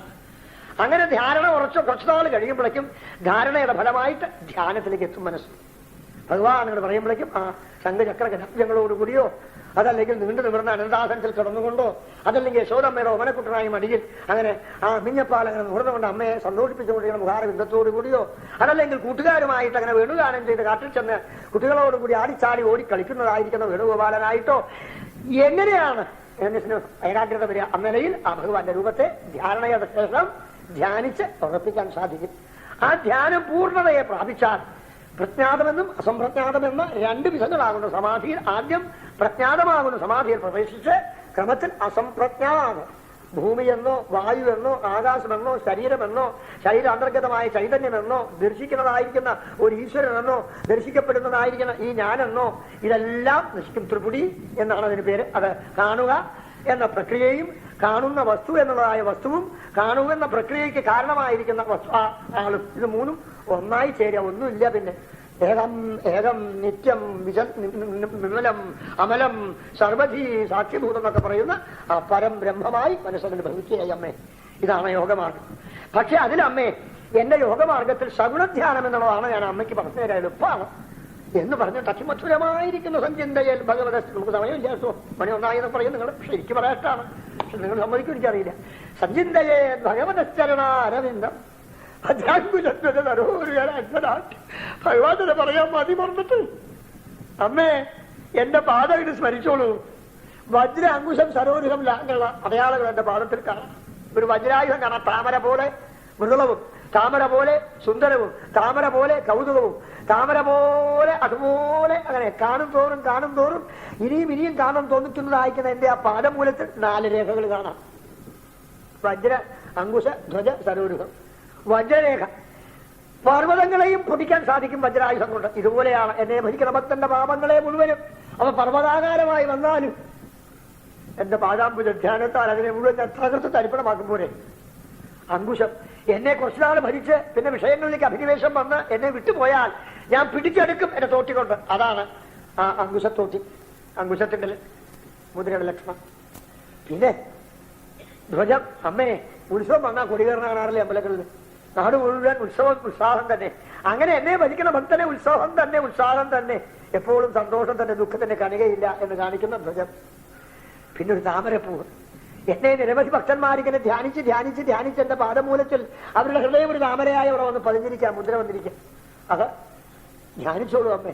പിന്നെ എന്റെ കണങ്കാല് സർവ്വവിധത്തിൽ അങ്ങനെ ചിലും ചില്ലും ശബ്ദം കൽപ്പിക്കുന്ന പൊച്ചിലമ്പ്, അവടാഴി പോലെയുള്ളതായിരിക്കുന്ന മുട്ടുകാല് വരെയുള്ളതായിരിക്കുന്ന കണങ്കാൽ മുട്ടുകാലുള്ളതായ പ്രദേശം, ഭക്തന്മാരുടെ സർവ്വ മുട്ടുകളും തുറക്കുന്ന എന്റെ മുട്ട്, സർവ്വവിധത്തിലും ആനന്ദത്തെ കൊടുക്കുന്ന എന്റെ തൃത്തുടകള്, ഓരോ മുഴുവനും എന്നിൽ പ്രാപിച്ചുകൊണ്ടിരിക്കുന്നതായിരിക്കുന്ന എന്റെ ആ അരക്കത്ത്, ബ്രഹ്മാവിന്റെ ഉത്പത്തി സ്ഥാനമാകുന്ന എന്റെ നാഭിയിൽ ഉത്ഭവിച്ചതായ താമരയോടുകൂടി അതായിരിക്കുന്ന എന്റെ പൊക്കിൾക്കൊടി, വിരിഞ്ഞതായ എന്റെ മാർവിടം, എന്റെ കഴുത്തിൽ വിളങ്ങിക്കൊണ്ടിരിക്കുന്ന കൗസ്തുഭരത്നം, എന്റെ മാർവിടത്തിന്റെ വലതുഭാഗത്തുള്ളതായിരിക്കുന്ന ഭൃഗുമഹർഷിയുടെ ആ മനോഹരമായിരിക്കുന്ന തൃപ്പാദം എന്റെ പാദത്തിൽപ്പെട്ടത് എന്നും ഭക്തന്മാരുടെ പാദം എനിക്ക് അലങ്കാരം എന്ന് കാണിക്കുന്നതായിരിക്കുന്ന ആ ശ്രീവത്സം എന്ന മറവ്, ഉയർന്ന തോളുകൾ, 4 തൃക്കൈകൾ, ശംഖ, ചക്രം, ഗദ, അബ്ജം എന്നതായ 4 ആയുധങ്ങൾ, ധർമ്മം, അർത്ഥം, കാമം, മോക്ഷങ്ങളാണോ എന്ന് തോന്നുമാറങ്ങനെ വിളങ്ങുന്ന എന്റെ രൂപം, വനമാല, രത്നമാല, ദിവ്യങ്ങളായിരിക്കുന്ന അനേക വാടാമരലുകളെ കൊണ്ട് ചേർന്നതായിരിക്കുന്നതായ വർണ്ണസമ്മിളിതങ്ങളായിരിക്കുന്ന മാലകളെ കൊണ്ട് അലങ്കൃതമായി പഞ്ഞമരാഗ കുറിക്കൂട്ടുകൊണ്ട് അങ്ങനെ സുഗന്ധമേറിയതായിരിക്കുന്നതായ ചന്ദനം പൂശിയതായും മേൽപോട്ട് അഗ്രം എവിടെയെന്ന് അറിയാൻ സാധിക്കാത്തതായ നിലയിൽ വിളങ്ങിക്കൊണ്ടിരിക്കുന്ന തിരുനെറ്റിയിലെ മോഹനമാകുന്ന ഗോപിക്കുറിയെയും വളഞ്ഞ പുരുകക്കുടിയെയും അവരുടെ വർണ്ണമുള്ളതായിരിക്കുന്നതായ ആ മയിൽപ്പീലിയുടെ അഴകനെയും തോൽപ്പിക്കുന്നതായ രോമാളിയോട് കൂടിയ എന്റെ ആ മോഹനമായ തൃക്കണ്ണുകളെയും അഴകാർന്ന ചുണ്ടുകളെയും ലിംബുസുമത്തെയും തോൽപ്പിക്കുന്നതായ നാസികയെയും വാഴകട മത്സരങ്ങളെ പോലെ കൗതുക കാന്തിയുള്ള മിന്നിത്തിളങ്ങുന്ന സൂര്യമണ്ഡലം പോലെ കവളിൽ വന്ന് അങ്ങനെ പ്രകാശിക്കുന്നതായിരിക്കുന്ന മകരകുണ്ടലങ്ങളെയും കിരീട ഘടകഹാര ഹാരങ്ങളോട് കൂടിയതായിരിക്കുന്ന എന്റെ ഈ ദിവ്യകാന്തിയെ മുഴുവനും മകുടം ചാർത്തുന്ന എന്റെ കിരീടത്തിലെ രത്നങ്ങളോടുകൂടി രത്നങ്ങളുടെ ദിവ്യവർണ്ണങ്ങളെ കൊണ്ട് പ്രകാശിച്ചുകൂടിയ സൂര്യസ്പർദ്ധി കിരീടം, ഊർധ്വനുലക പ്രോദ്ഭാസം, അലാന്തരം, കാരുണ്യ ആകുല നേത്രം, ആദ്യം ഇതൊക്കെ ധ്യാനിച്ചോളൂ അമ്മേ.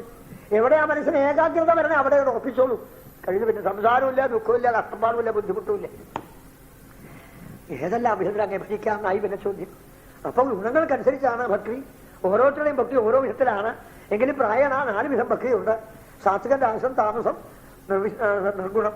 സാത്വിക ഭക്തിയാണ് വാസ്തവത്തില് സാധാരണ എന്നെ പ്രാപിക്കാൻ ആഗ്രഹിക്കുന്നവരുടെ ലക്ഷണം. സാത്വിക ഭക്തിയാണ്. അവരെന്റെ നാമങ്ങൾ ജപിച്ചും എന്റെ കഥകൾ കേട്ടും എന്റെ രൂപം ധ്യാനിച്ചും അവർ ക്രമത്തിൽ എന്തെങ്കിലും ചില ആഗ്രഹം ഉണ്ടെങ്കിൽ അത് പ്രവേശം എന്റെ അടുക്കൽ സമർപ്പിക്കും. കുറച്ച് കഴിയുമ്പോൾ അവർക്ക് ആഗ്രഹമൊന്നും ഇല്ലാതെ ഉണ്ടായിത്തീരും. അതോടുകൂടി അവർ നിർഗുണ ഭക്തിയിലേക്ക് എത്തും. ഒന്നും വേണ്ട, ഹൈരുകി ഭക്തി. 10 വേണം, എന്ത് വേണമെന്ന് ചോദിച്ചാൽ ഒന്നും വേണ്ട. എന്റെ പേരങ്ങോട്ട് കേൾക്കുമ്പോഴേക്കും മൽഗുണ ശ്രുതി മാത്രേണ എന്റെ നാരായണാതൊരു നാമം കേൾക്കുമ്പോഴേക്കും രോമങ്ങൾ എഴുതൽക്കായി, ആനന്ദം കൊണ്ട് ബാഷ്പം ഒഴുകുകയായി, ചിലപ്പോൾ മരവിച്ചിരിക്കുകയായി. അവർ ഉന്മത്തനെ പോലെ ചിലപ്പോൾ നൃത്തം ചെയ്യുകയായി. കുജിതസന്ധി അച്യുതചിന്തയാ ഇല്ലേ, പ്രഹ്ലാദനെ പോലെ ചാടുകയായി, തുള്ളുകയായി, ഓടുകയായി, ഭക്തനായി, ചിലപ്പോൾ ഹരേ ജഗൽപതേ ഉച്ചത്തിൽ അങ്ങനെ വിളിക്കുകയായി. ഇതൊക്കെ എന്റെ നിർഗുണ ഭക്തിയുടെ ലക്ഷണമാണ്. അതിന് മുൻപ് നിർഗുണ ഭക്തിക്ക് മുൻപ് സത്യവുമായ സാത്വികമായ ഭക്തി വരും. അധികം താഴ്ന്ന ഭക്തിയാണ് രാജസം, താമസം. രാജസം എന്ന് വെച്ചാൽ അയൽവക്കത്തെ വീടുകാരൻ ഉണ്ടാലും കൊള്ളാം, ഉറങ്ങിയാലും കൊള്ളാം, ഇരുന്നാലും കൊള്ളാം, മരിച്ചാലും കൊള്ളാം. ഞാനും എന്റെ ഭാര്യയും കുട്ടികളും സുഖമായിട്ട് കഴിയണം. അതിന് ഗുരുവായൂരപ്പനെ പോയി ഭജിക്കണം. ചെന്നാൽ ആദ്യം ഭജിക്കാം. അപ്പോൾ ഭാര്യയ്ക്ക് ഉൾക്കറുണ്ട്, മാറി തീർക്കണം. എനിക്ക് പ്രൊമോഷൻ കിട്ടാൻ കാവുണ്ട്, അത് ഉടനെ കിട്ടണം. മകൻ കോളേജിൽ പഠിക്കുന്നുണ്ട്, അവന് ഡിഗ്രി തന്നെ കിട്ടണം. 1ാം ക്ലാസ് ആയി തീരണം. ഉടനെ തന്നെ അവന് ജോലി ഉണ്ടായിത്തീരണം. അത് കഴിഞ്ഞാൽ മകളെ കല്യാണം കഴിച്ചു കൊടുക്കാൻ ഒരാളെ ആലോചിച്ചിട്ടുണ്ട്.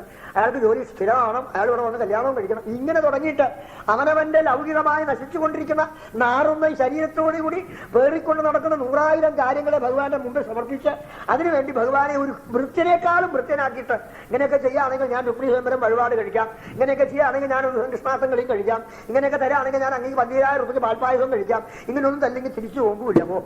ഇങ്ങനെ ഭക്തി ഇതൊന്നും ഉണ്ടായില്ല. ചാലോ എന്താ ഗുരുവായൂർ പോകട്ടെ, ഈ പറ്റുന്നില്ല. ആദ്യം പറയും പറ്റായൊന്നുമല്ല, പോയി അവിടെ പോയിട്ട് കാര്യം സാധിച്ചില്ല. അപ്പൊ ചിലരോട് പറയാൻ ഞാൻ പോകാറില്ല. അപ്പൊ എന്താ അറിയും, ഒരു കാര്യമൊക്കെ തിരിച്ച് അവിടെ പോയി എവിടെ ആള് പറയാന്നല്ലാണ്ടെന്ന്. ഇവന്റെ ഭക്തിക്ക് വല്ലതും വിലയുണ്ടോ? 1ാം തീയതി അവിടെ ചെന്ന് വല്ല കാര്യമുണ്ടോ? ഒന്നുമില്ല. അതൊക്കെ ചിലവൊരു ഷോ, അതൊരു രാജകീയ രാജസ ഭക്തിയാണ്. ഈ ഷോ ഭക്തി കൊണ്ട് കാര്യമാണില്ല.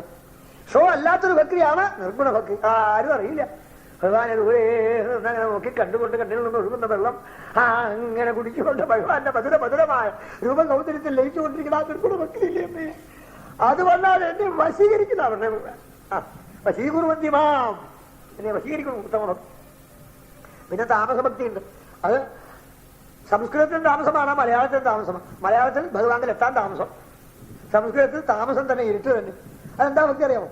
ഇപ്പൊ ഞാനേ കുറച്ച് കാര്യങ്ങളൊക്കെ ചെയ്യണമെന്ന് വിചാരിച്ചു കൊണ്ടിട്ടു. അതിനൊക്കെ തൊരുത്തരുണ്ട്. ആ പാപി അവനെ എപ്പോ നോക്കിയാലും നമ്മുടെ കാര്യത്തിന് വിരോധിയാണ്. അവൻ ചോറ്റാനിക്കരെ പോയി എന്താണ്ട് വഴിപാട് കഴിക്കുന്നുണ്ട്. ഞാൻ നേരെ കാണാമ്പുഴയ്ക്കാ പോകുമ്പോൾ ഇവൻ ചോറ്റാനിക്കല, അവൻ കാണാമ്പുഴ പോയാൽ മുട്ടറക്കല. എന്താ മുട്ടറക്കല? അതിന്റെ പ്രാർത്ഥന ഇവിടുന്ന് ചെന്ന് 40 ദിവസം കഴിയുമ്പോഴേക്കും അവന്റെ സർവ്വം നശിക്കണേ അമ്മേ. പാവ അമ്മ വിചാരിക്കും ഈശ്വര ചോറ്റാനിക്കര ഇരിക്കണത് ഞാൻ തന്നെയാണ്, കാണാമ്പുഴ ഇരിക്കണത് ഞാൻ തന്നെയാണ്. അവൻ കാണാമ്പുഴ പോയിട്ട് ഇവൻ നശിക്കണമെന്ന്. അവൻ ചോറ്റാനിക്കര പോയിട്ട് ഇവൻ നശിക്കണമെന്ന്. മറ്റവൻ കാണാമ്പുഴ പോയിട്ട് അവൻ നശിക്കണമെന്ന്. ഇവർ രണ്ടുപേരും പാവങ്ങൾ അറിയുന്നില്ലല്ലോ. അതുകൊണ്ട് വളരെ താമസമാണ് ചിലപ്പോൾ നടക്കവരെ. എന്നാലും വിടില്ല. ചോറ്റാനിക്കരയ്ക്ക് ഓടിയായി എന്താ മറ്റോ നശിച്ചില്ലല്ലോ. ഈ അടുത്ത മാസം ഞാൻ തൊഴുമ്പോൾ ഒന്നുകൂടി കിടന്ന് പ്രാർത്ഥിക്കും, നമസ്കരിച്ച് കിടന്ന് പ്രാർത്ഥിക്കും. അവന്റെ സർവ്വം നശിക്കണേപ്പോ അമ്മേ, അവൻ മഹാകള്ളൻ, എന്റെ സർവ്വം നശിപ്പിക്കാൻ ചെയ്യണേ കേട്ടോ. അപ്പൊ അമ്മ ചിരിക്കും. കുറച്ച് അപ്പൊ ഇവിടെ വരുമ്പോഴേക്കും ആ ഓരപ്പരയിലോ എവിടെയെങ്കിലും ഇത്തിരി തീ ഉണ്ടാവും. ഈ മകനോട് പറയും, ഈ ഞാനത് പ്രാർത്ഥിച്ച് വെച്ചിട്ട് എത്ര കണ്ടോ ഇപ്പൊ ഓരപ്പരമലേ ആയിട്ടുള്ളൂ, ഈ നാളെ വീട്ടിൽ വിട്ടും. ഇങ്ങനെ ചില വിഡ്ഢികളുണ്ട്. അവരുടെ ദുഃഖത്തിനും കാരണം അന്യന്മാരാ തെറ്റിദ്ധരിച്ച് എന്നെ അതിന് കൂട്ടി വിളിക്കുന്ന പാമരന്മാര്, മഹാപ്രാകൃതന്മാർ. അതിന് ഭക്തി ഞാൻ പറയും. കാരണം ശരിയുടെ ഇടയ്ക്കിലേക്കല്ലേ വളരെ കഴിയുമ്പോ അവര് അനുഭവം കൊണ്ട് ആവും. ഇതൊന്നും അല്ല വേണ്ടത്, ഭജിക്കാണ് വേണ്ടത്, വിശ്വസിച്ച് വരും. താമസഭക്തിയാണ് എന്ന ഭക്തിയെ പറ്റി പറഞ്ഞു കേൾപ്പിച്ചതിന് ശേഷം ഇതൊന്നും അല്ലാതെ കണ്ട് ഈശ്വരനെ ഭജിക്കാതെ കണ്ട് പലവിധങ്ങളായ സുഖം അനുഭവിക്കാനാണ് മനുഷ്യരിൽ നിന്നുള്ളതായിരിക്കുന്ന ചാർവാകന്മാരുടെ അഭിപ്രായം പോലെ ഉണ്ണണോ കുടിക്കണോ നടക്കണോ കിടക്കണോ ഇരിക്കണോ പാടണോ ചാവണോ ഇതെന്നാ ഇതൊക്കെ. അങ്ങനെയുള്ളതായിരിക്കുന്ന ആളുകള് അമ്മേ എന്റെ മഹിമയെ അറിയില്ല. കഷ്ടം കഷ്ടം കഷ്ടമെന്നേ പറയുള്ളൂ. കിട്ടാത്തതായ മനുഷ്യന്മം കിട്ടിയിട്ട് അനേകങ്ങളാകുന്ന ദുഃഖങ്ങൾക്ക് കാരണമായിരിക്കുന്ന ശരീരത്തെ ഇനിമേൽ വരാതിരിക്കാനുള്ളതായിരിക്കുന്ന മാർഗം ചെയ്യാതെ ബഹുള ഹിംസ സംസിതാർത്ഥീയ കുടുംബം പ്രതിദിനം അനുപുഷ്ണൻ സ്ത്രീജിതോ ബാലരാളി. എന്താ അവിടെ കഥ കിടക്കണ്ടല്ലോ വരാത്തെ? എന്താ ചെയ്യണേ? ഭാര്യയ്ക്ക് ചില കാര്യങ്ങളൊക്കെ ചെയ്തു കൊടുക്കാറുണ്ട്, പിന്നെ മക്കളെ പഠിപ്പിക്കാണ്. അതൊക്കെ കഴിഞ്ഞിട്ട് എങ്ങനെയാ വരിക? പാവമേ പാവം, വരാൻ പോലില്ല ഒരിക്കലും, ഇത് തീരില്ല. പിന്നെ വേറെ ചില കേവന്മാരുണ്ട്, ഞാൻ ഭാവമൊന്നും വായിക്കണ്ട, എത്ര ബുദ്ധിമുട്ടിയാ എന്റെ കുടുംബം രക്ഷിക്കണമെന്നറിയോ? ഞാൻ കുടുംബം രക്ഷിക്കാനാ പണിയെടുക്കണേ. വിദ്യാഭ്രമൻ അറിയില്ല ഈ കുടുംബം എവിടുന്ന ഉണ്ടായത്. താൻ തന്നെ ഉണ്ടാക്കി തീർത്ത ഭക്ഷണത്വം അല്ലേ? എന്നിട്ട് അതുങ്ങളെ രക്ഷിക്കാണ്ടിരിക്കുന്നത് തെറ്റല്ലേ? എന്നിട്ട് അതിനു വേണ്ടി പണിയെടുത്താൽ മതി എന്ന് പറഞ്ഞാൽ അതിന് അർത്ഥമുണ്ടോ? എന്നാ തന്റെ കണ്ണടയാൻ പോണേ അറിയോ? പാവമേ പാവം, കുടുംബ പോഷണമാണ് അത്രേ. എന്റെ ജോലി എന്താ വെച്ചാൽ കുടുംബം രക്ഷിക്കാണ്. കുടുംബം രക്ഷിക്കുക, അത് കൂടാൻ കഴിയോ? ഉള്ളായി പോയിരുന്നാൽ മതിയോ? ഭാവനം പറ്റിരുന്നാൽ മതിയോ? നാമം ചോദിച്ചാൽ മതി, കുടുംബം രക്ഷിക്കണ്ടേ? വിദ്യാഭ്രമൻ അറിയണില്ല ആരാ രക്ഷിക്കണേന്ന്. ഇങ്ങനെ യുവതി ജനതകിന്നോ ജാതബോധോപ്യ അനാണ്ടേ പ്രസവ ഗണിതബോധം പിഴയോ ലംഘ്യവാല്യം. ഇതൊക്കെ കഴിഞ്ഞ് ദുരിതങ്ങൾ ചെയ്ത് തത്തു എത്താ രക്ഷയുണ്ടോ? യമകന്മാർ കൊണ്ടുവരുന്നുണ്ട് അമ്മയെ പറയാനാവില്ല. വേദനയും യാതന അനുഭവിച്ച് അവസാനം നരകയാതന കഴിഞ്ഞ് പിന്നെയും ഒരമ്മയുടെ ഗർഭത്തിൽ വന്ന് വീഴായി. ഗർഭത്തിൽ കിടന്നങ്ങനെ നരകയാതന അനുഭവിക്കുകയായി. അത് ക്രമത്തിൽ ഓരോ മാസം ആദ്യത്തെ മാസം ബുദ്ബുദാകൃതി എന്ന, രണ്ടാമത്തെ മാസം അത് അണ്ടാകൃതിയെ പ്രാപിക്കുന്നുവെന്ന്, മൂന്നാമത്തെ മാസം അത് കുറച്ചുകൂടി വലുതായി രൂപാന്തരപ്പെട്ട രക്തവർണ്ണത്തെ പ്രാപിക്കുന്നുവെന്ന്, നാലാമത്തെ മാസം കണ്ണ് മൂക്ക് നൊക്കെ നാക്ക തുടങ്ങിയതായിരിക്കുന്ന ആ അംഗങ്ങൾ ഉണ്ടാകാനുള്ള ദിക്കിലൊക്കെ ഓരോ പ്രത്യേകമായ അടയാളം വരുമെന്ന്, അഞ്ചാമത്തെ മാസമാകുമ്പോഴേക്കും രോമവും തൊലിയും വന്ന് ചേരുന്നു, ഓരോരോ അംഗങ്ങളും പ്രത്യേകമായി രൂപാന്തരപ്പെടുന്നു. ഏഴാമത്തെ മാസമാകുമ്പോഴേക്കും അത് ഭ്രൂണാവസ്ഥയെ വിട്ട് ശൈശവാവസ്ഥയെ പ്രാപിക്കുന്നു. എട്ടാമത്തെ മാസത്തിൽ ബോധം വരുന്നു. അപ്പോൾ കഴിഞ്ഞതൊക്കെ ഓർമ്മ വരുന്നു. ഞാൻ ഭഗവാനെ ഭജിച്ചോളാമേ, ഈ നരകക്കൊണ്ട് 78 കോടി നരകത്തെക്കാളും അമ്മയുടെ ഗർഭത്തിൽ എന്നെ തള്ളി പുറത്താക്കണമെന്ന് വിചാരിക്കുന്നു. 9 കഴിഞ്ഞ് 10ാമത്തെ മാസം ഭഗവാനെ ഭജിച്ചോളാന്ന് വിചാരിച്ച് പ്രസൂതി വായു ചാടി പുറത്തു വന്നാൽ പിന്നെ ഒക്കെ വിട്ടു. ബാലസ്ഥാവൽ ക്രീഡാസക്ര കരുണസ്ഥാവൽ തരുണീ സക്ര. പിന്നെ അവൻ പാട്ടും കേട്ട് ഓടി നടക്കായി. പിന്നെയും തൊലയായി പുനരഭിജനനം പുനരഭിമരണം പുനരഭിജനനീ ജഠരേ ശയനം ഇവ സംസാരേ ബഹുദുസ്ഥാനെ കൃപയാമാരി. വിളിച്ചോളൂ ഭഗവാനെ അമ്മയെ, അതേ രക്ഷിക്കുള്ളൂ. വേറെ ചിലരുണ്ട് എപ്പോ നോക്കിയാലും പുലർസ് വയ്ക്കലെന്നാ ജോലി, ഗർഭപ്പുല്ലുകൊണ്ട് പ്രാചീന പരീക്ഷമാരായിട്ട്. എന്തിനാണെന്ന് ചോദിച്ചാലോ, അതോ ഇപ്പൊ അഗ്നിഷ്ടോമാണ്. അത് കഴിഞ്ഞാൽ പിന്നെ ഒരു വാജപേയം വേണം. അത് കഴിഞ്ഞാൽ പിന്നെ ശ്രവണങ്ങൾ പലരും പറഞ്ഞിട്ടുണ്ട് വേദത്തില്. ഒക്കെ നമ്മൾ രക്ഷിക്കണം കേട്ടോ. ഇടയ്ക്കാ സ്വർഗലോകത്തിൽ പോയി സുഖമായിട്ട് കഴിഞ്ഞത്രേ ഉള്ളൂ. ക്ഷീണേ പുണ്യ മർത്യലോകം വിശന്തി. പാവങ്ങൾ അറിയുന്നില്ല. മൈ നിഹിതമകാമം, എല്ലാം എന്നിൽ സമർപ്പിച്ച്, സുഖങ്ങളും ദുഃഖങ്ങളും എന്നിൽ സമർപ്പിച്ച് യാഗങ്ങളിൽ സ്വർഗാദി ലോകങ്ങൾ അനുഭവിക്കാൻ വിചാരിച്ച് പോയാൽ അമ്മേ തലകിഴക്കറാമ്പാൾ അവിടെ നിന്നും വീഴേണ്ടി വരും. പിന്നെയും ദുഃഖം തന്നെ. അങ്ങനെ ദുഃഖത്തിന് പൂർണ്ണ നിവൃത്തി ഉണ്ടാകണമെങ്കിൽ വേദത്തിൽ പറയപ്പെടുന്ന യാഗങ്ങളെ ചെയ്തുകൊണ്ട് കിട്ടില്ല ആ സുഖം. യാഗാദികളെ കൊണ്ടോ മറ്റേതെങ്കിലും മാർഗങ്ങളെ കൊണ്ടോ പരിപൂർണ്ണ സുഖം കിട്ടാൻ പോണില്ല. എന്നാ പിന്നെ എന്തിനാ അത് വെച്ചത്? അതോ ഭഗവാൻ തന്നെ പറഞ്ഞു, നഷ്ടം കടക്കച്ചായം കഴിക്കുമ്പോ കുറച്ച് കൽക്കണ്ട ഇരുന്നോട്ടെ. യാമിമാം പുഷ്പിതാം വാചം. അതാണ് ഇത്ര ബുദ്ധിമുട്ടി കഷ്ടപ്പെട്ട ഒരു യാഗം ചെയ്താൽ അതിന്റെ ഫലം ഇന്നതാണെന്ന് കേട്ടാ ഫലത്തെ ലക്ഷ്യമാക്കിയിട്ട് അതെങ്കിലും ചെയ്യട്ടെ. കുറെ ചെയ്ത് കഴിയുമ്പോഴാണ് വിലക്ക് വന്നോളും, പെട്ടെന്ന് വരില്ല. അതിനാലാണ് ഒന്നും ചെയ്യാതിരിക്കണേക്കാൾ ഭേദം വല്ലതും നല്ലത് ചെയ്യട്ടെ എന്ന് വിചാരിച്ചിട്ട് തന്നെയാണ് യാഗങ്ങളെ ചെയ്ത് സ്വർഗാദി ലോകങ്ങളെ അനുഭവിക്കൂ എന്ന് പറയാൻ കാരണം. സ്വർഗാദി ലോകങ്ങളും ക്ഷണഭംഗുട്ടമെന്നറിഞ്ഞ് ഈശ്വരപരമേ ശാശ്വതമുള്ളൂ എന്ന് മനസ്സിലാക്കി ഈശ്വരപരാമൃതത്തെ ഭജിക്കുകയാണ് വേണ്ടത്. അമ്മ ഇനി എന്ത് വേണം? ഇതൊക്കെ പറഞ്ഞു തന്നു, എനിക്കിനൊന്നും ഇവിടെ പറയാനില്ല. എന്റെ മുമ്പിൽ വിളങ്ങിക്കൊണ്ടിരിക്കുന്ന ഈ ഗുരുദേവതാത്മാവായിട്ട് ഗുരുവും ദേവനുമായി കാണുന്ന അങ്ങയെ പുത്രനെ ഞാൻ വിചാരിച്ചാൽ അബദ്ധമാവും എന്ന് പറഞ്ഞ് ഒരു നാമം അറിയാണ്ട് പോലും ജപിച്ചാൽ അങ്ങയുടെ എത്രയോ പാപങ്ങളെ ചെയ്തവന് പോലും ഉത്തമഗതി വരുമെങ്കിൽ അങ്ങയെ നേരിൽ കാണാനും വന്ദിക്കാനും സാധിച്ച എനിക്ക് മറ്റൊന്നും അവിടുത്തോട് പ്രാർത്ഥിക്കാനില്ല. ആ ആദ്യം പറഞ്ഞ ആ നിർഗുണമായ ഭക്തിക്കടിയാൻ അധികാരിയായി തീരണമെന്നും അതിനിടയ്ക്ക് പറഞ്ഞു തന്ന ആ അഷ്ടാംഗ യോഗത്താൽ എത്തിച്ചേരുന്നതായിരിക്കുന്ന സമത്വസുന്ദരമായ അവിടുത്തെ മംഗളമാകുന്ന വിഗ്രഹത്തിൽ ധ്യാനം ചെയ്തിരിക്കാൻ സാധിക്കണമെന്നും പറഞ്ഞില്ലേ? അതിനെന്നെ അനുഗ്രഹിക്കൂ എന്ന് പ്രദക്ഷിണം നമസ്കരിച്ചു. ഭഗവാൻ സാഖ്യാചാര്യൻ അനുഗ്രഹിച്ചു. അമ്മയോട് വിടവാങ്ങിക്കൊണ്ട് കിഴക്കേ ലക്ഷ്യമാക്കി പുറപ്പെട്ടു. വരണ ഭഗവാൻ അദ്ദേഹത്തെ സ്വീകരിച്ച് അദ്ദേഹത്തിനൊരു പ്രത്യേകമാകുന്നതായ തപോസ്ഥാനത്തെ കുറിച്ച് ഇന്നും അവിടെ ഇരുന്ന് നമ്മളെ അനുഗ്രഹിക്കണു. ദേവി ഭഗവാൻ പോയതും താമസിയാതെ കണ്ണടച്ച് സമാധിയെ പ്രാപിച്ചു. സമാധിയിൽ ലയിച്ച് ആ ശരീരം എന്നേക്കും ലോകർക്ക് ഉപകാരമാണെന്ന് ഭഗവാൻ നിശ്ചയിച്ചു. അതങ്ങനെ തന്നെ ഹിമമായി ഭവിച്ചു. 7 നദികളായി ഒഴുകി സപ്തസ്രോതസ്സുകൾ എന്ന പേരിൽ അത് ഇതാ സിദ്ധിപദം എന്നതായ ആ സ്ഥാനത്ത് നിന്ന് ഒഴുകി ശുദ്ധമായ ഗംഗയിൽ വന്ന് ചേരുകയും ചെയ്തു. ഈ കഥ കേൾക്കുന്നവർക്കൊക്കെയും പരിപൂർണമാകുന്ന സംസാര വിമുക്തി എന്ന് കരുണാമയനായിരിക്കുന്നതായ ഭഗവാൻ ശ്രീസുഖാചാര്യൻ നമ്മളെ അനുഗ്രഹിച്ചുകൊണ്ടാണ് സർഗലീലയിൽ പ്രധാനമാകുന്നത്. ആ പ്രപഞ്ചം ഭഗവാനിൽ നിന്ന് മത്ഭയാൽ വാദിവാദോയം. ഈ കാറ്റ് എന്നെ പേടിച്ചും ഈ സൂര്യൻ എന്നെ പേടിച്ചുമാണ് തപിക്കുകയും സഞ്ചരിക്കുകയും വായു ചലിക്കുകയും ചെയ്യുന്നതെന്ന് പഠിപ്പിച്ചു തന്ന ആ പരമഗുരുനാഥനായിരിക്കുന്ന ഗുരുവായൂരപ്പനായ കപിലമൂർത്തിയെ നമുക്കും ഒന്നങ്ങനെ നമസ്കരിച്ചുകൊണ്ട് നിർത്താം. സർവത്ര ഗോവിന്ദനാമ സങ്കീർത്തനം ഗോവിന്ദ രാധാരമണ മുകുന്ദ മുരാരേ ശരണം മേ തവ ചരണയുഗം സാംബ സദാശിവ ശംഭോ ശങ്കര ശരണം മേ തവ ചരണയുഗം ദേവി മഹേശ്വരി പാർവതി ശങ്കരി ശരണം മേ തവ ചരണയുഗം രാധാരമണ മുകുന്ദ മുരാരേ ശരണം മേ തവ ചരണയുഗം. ഗോവിന്ദനാമ സങ്കീർത്തനം ഗോവിന്ദ ഗോവിന്ദ. കൃഷ്ണ ഹരേ ജയ കൃഷ്ണ ഹരേ ജയ കൃഷ്ണ ഹരേ ജയ കൃഷ്ണ ഹരേ കൃഷ്ണ ഹരേ ജയ കൃഷ്ണ ഹരേ ജയ കൃഷ്ണ ഹരേ ജയ കൃഷ്ണ ഹരേ. കരിമൂകൽ വർണ്ണന്റെ തിരുവൂടലുടെ അരികിൽ വല്ലപ്പോഴും കാണാകേണം. കൃഷ്ണ ഹരേ ജയ കൃഷ്ണ ഹരേ ജയ കൃഷ്ണ ഹരേ ജയ കൃഷ്ണ ഹരേ. കാലിൽ ചിലമ്പും കിലുക്കി നടക്കുന്ന ബാലഗോപാലനെ കാണാകേണം.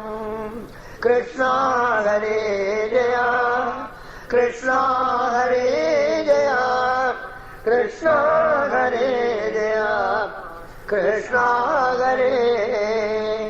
കിങ്കിണിയും വള മോതിരവും ചാർത്തി ഭംഗിയോടൻ മുമ്പിൽ കാണാകേണം.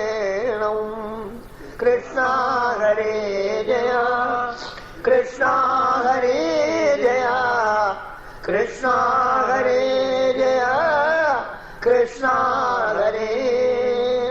കീർത്തിയേറിയിടും ഗുരുവായൂർമേവുന്ന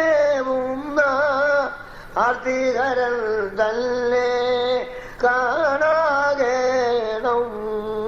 കൃഷ്ണ ഹരേ ജയ കൃഷ്ണ ഹരേ ജയ കൃഷ്ണ ഹരേ ജയ കൃഷ്ണ ഹരേ.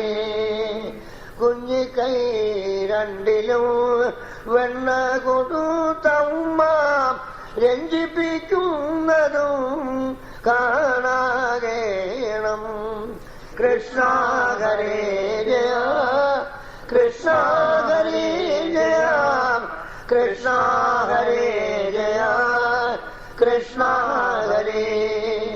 കൂത്താടിയിടും പശു കുട്ടികളുമായി ഒത്തുകളിപ്പതും കാണാകേണം. കൃഷ്ണ ഹരേ ജയ കൃഷ്ണ ഹരേ ജയ കൃഷ്ണ ഹരേ ജയ കൃഷ്ണ ഹരേ. കെട്ടിയിട്ടിടുമുരലും വലിച്ചങ്ങും മുട്ടുകൂത്തുന്നതും കാണാകേണം. കൃഷ്ണ ഹരേ ജയ കൃഷ്ണ ഹരേ ജയ കൃഷ്ണ ഹരേ ജയ കൃഷ്ണ ഹരേ.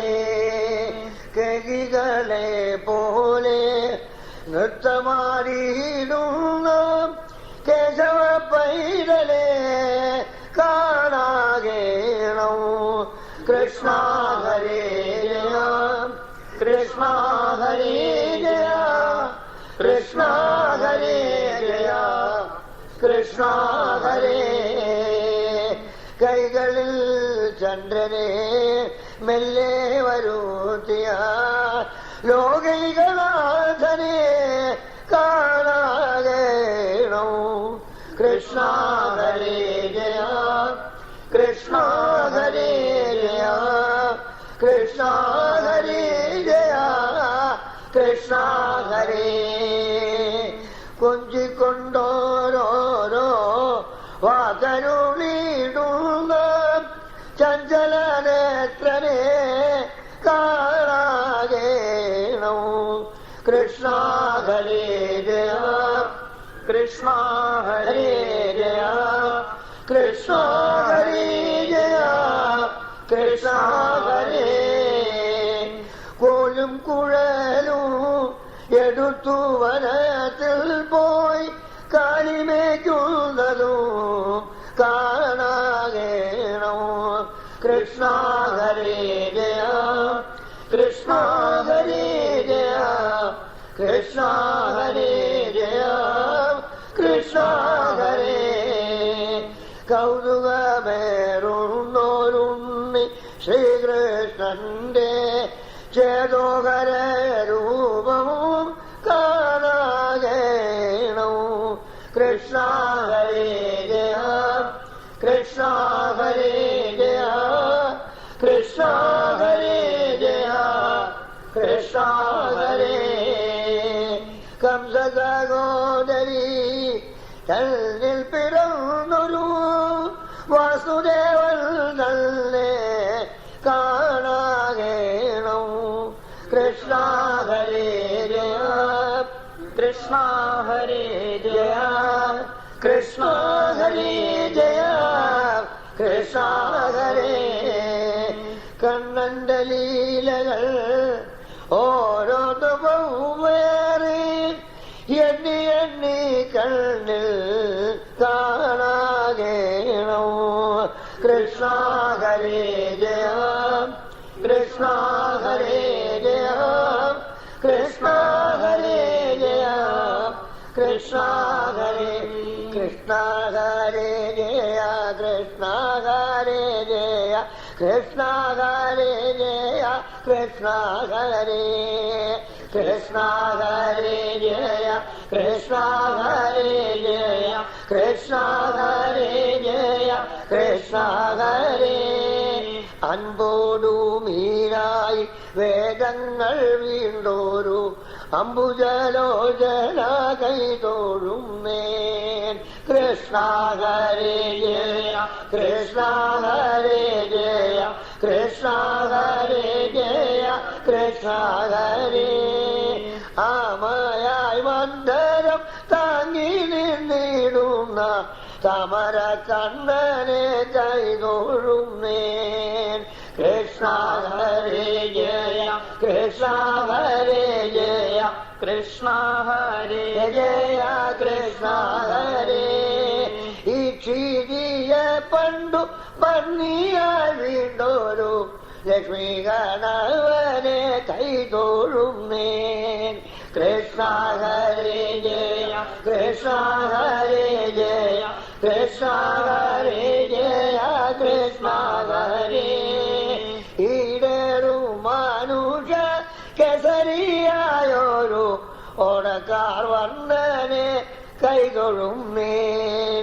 കൃഷ്ണ ഹരേ ജയ കൃഷ്ണ ഹരേ ജയ കൃഷ്ണ ഹരേ ജയ കൃഷ്ണ ഹരേ.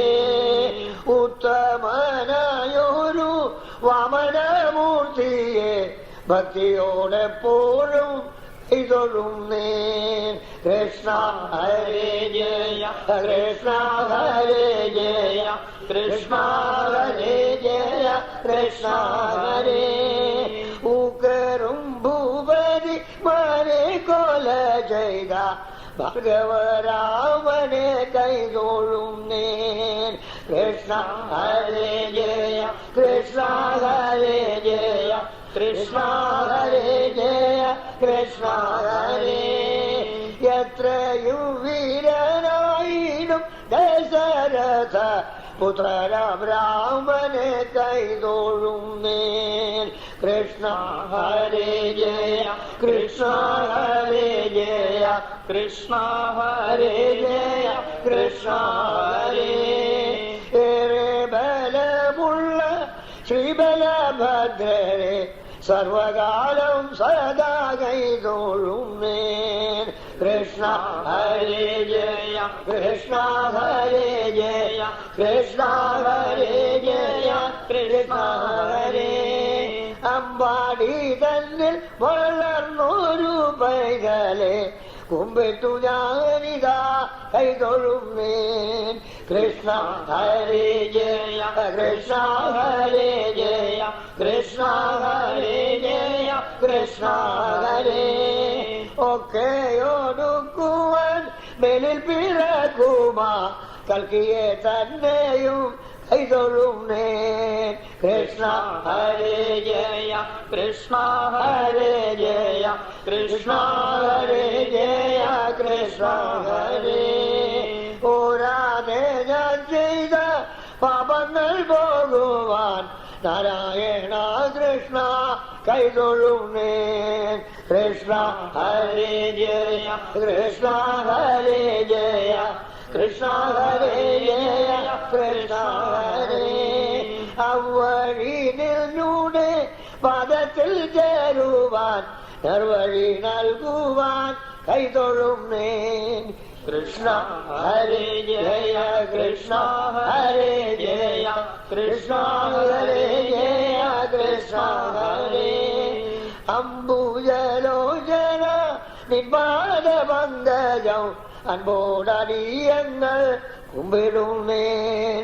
കൃഷ്ണ ഹരേ ജയ കൃഷ്ണ ഹരേ ജയ കൃഷ്ണ ഹരേ ജയ കൃഷ്ണ ഹരേ.